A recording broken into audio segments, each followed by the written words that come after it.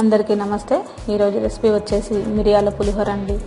ముందుగా మీరు మందపాటి కళాయి పొయ్యి మీద పెట్టుకొని ఒక 2 స్పూన్ల పల్లీల్ని ముందుగా వేయించుకోండి।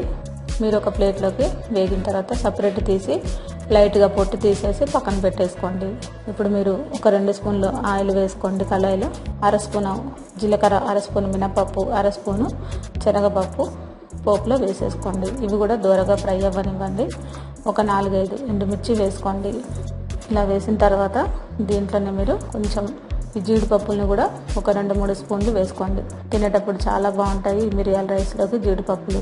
ఈ జీడిపప్పులు దూరగా వేగాలండి, మాడకుండా మీడియం ఫ్లేమ్లో ఈ రైస్ని రెడీ చేసుకోండి। అలాగే పచ్చిమిర్చి కూడా ఒక 2-3 కట్ చేసుకొని వేసుకోండి। ఎందుకంటే మనకి అన్ని ఘాటు ఎక్కువ కదా అని అనుకోకండి, చింతపండు పులుపు వేస్తాం కాబట్టి మనకి ఇవన్నీ కూడా కరెక్ట్గా సరిపోతాయి। ఇలా కొంచెం వేగిన తర్వాత దీంట్లో సరిపడ ఉప్పు కూడా వేసేసుకోండి। పచ్చిమిర్చికి ఉప్పు అంతా పడుతుంది, తినేటప్పుడు కూడా బాగుంటాయి। ఓకేనండి। ఇలా కొంచెం వేగిన తర్వాత దీంట్లో మీరు చింతపండు రసాన్ని వేసేసుకోండి। అలాగే ఈ చింతపండు అంతా కూడా చిక్కబడే వరకు మీరు ఉడికించుకోవాలి। అలాగే పసుపు కూడా 1/2 స్పూన్ వేసుకోండి। దీంట్లోనే పసుపు అంతా కూడా పచ్చివాసన పోయే వరకు, అలాగే చింతపండు కూడా మనకు చిక్కబడే వరకు ఉడికించుకోవాలి। 2 రెమ్మలు కరివేపాకు కూడా దీంట్లోనే వేసేసుకోండి ఫ్రెండ్స్। ఇప్పుడు మనం మీడియం ఫ్లేమ్లో ఒక 2-3 నిమిషాలు ఉడికించుకుంటే సరిపోతుంది। మీరు స్టవ్ దగ్గరే ఉండి ఈ చింతపండు రసాన్ని ఉడికించుకోండి, లేదంటే మాడిపోతుంది। ఇలా మీరు చిక్కబడిన తర్వాత ఒక కప్పు రైస్ని దీంట్లో వేసేసుకోండి। ఈ రైస్ చేసే ముందు మిరియాల పౌడర్ని మిక్సీ పట్టుకొని రెడీగా పెట్టుకోండి। అలాగే అన్నాన్ని కూడా ఉడికించి పుల్లలుగా ఉడికించుకొని రెడీ పెట్టుకోండి। ఇప్పుడు వేయించిన పల్లీని కూడా దీంట్లోనే వేసేసుకోండి। లైట్గా పొట్టు తీస్తే సరిపోతుందండి, కంప్లీట్గా తీయని అవసరం లేదు పొట్టు పల్లీలకి। ఇప్పుడు మీరు దీంట్లో ఇవన్నీ కూడా బాగా కలిసేలాగా కలపండి। ఇలా కలిపిన తర్వాత మీరు చివరిలో మిరియాల పౌడర్ని వేసేసుకోవాలంటే, మిరియాల పౌడరు 1.5 స్పూన్ తీసుకున్నానండి।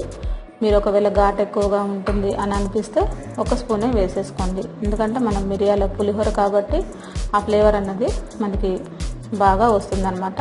సరిపడా వేసుకోండి। 1 కప్పు రైస్కి 1.5 స్పూన్ మిరియాల పౌడరు।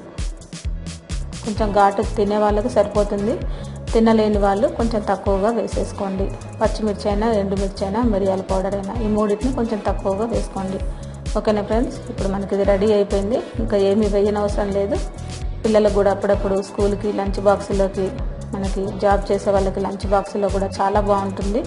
ఒకసారి మీరు ట్రై చేసి చూడండి, ఎంత రుచిగా ఉంటుందో మీకే తెలుస్తుంది। ఎందుకంటే ఈ రైస్ రెడీగా పెట్టుకొని, అలాగే మిరియాల పౌడర్ కూడా డబ్బా నిండా మనం రెడీగా పెట్టుకుంటే అప్పుడప్పుడు ఈ రైస్ని మనం చేయడానికి ఈజీ అవుతుంది।